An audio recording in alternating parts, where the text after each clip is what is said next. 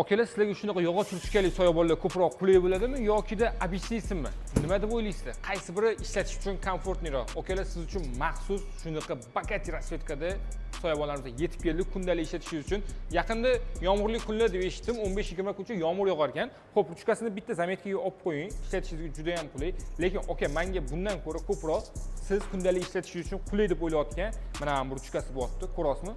Buni ham juda ham akkuratli ishlangan. Ayniqsa klassik deysizmi, pol klassikami, liboyga podbirat qilsangiz bo'ladi. Hammasini ichida o'zining g'iloflari bor. Sifatlari просто dahshat. Rangi ko'rasizmi ishlab berganini? Prям idealniy yarki rasvetkada ishlab bergan. Undan tashqari yaqinroq olib keldim kamerani. Mana bu temirlarni ko'rasizmi? Temirda ishlangan, ishlatsangiz ham sinib, unchuncha yoyilib ketmaydi. Sifatlari просто dahshat ishlangan.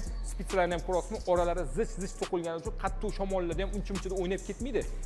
Yomg'irda ham, quyoshda ham prям mazza qilib ishlatsangiz bo'ladi. Shuni mashinaga tashlab qo'yasiz, xohlasangiz 2 kishi, xohlasangiz bir o'zingiz yurish yoqtirsangiz juda ham zo'r bo'ladi. Bahor yomg'irlari uchun eng zo'r soyabonlar Soyabon.uz'da.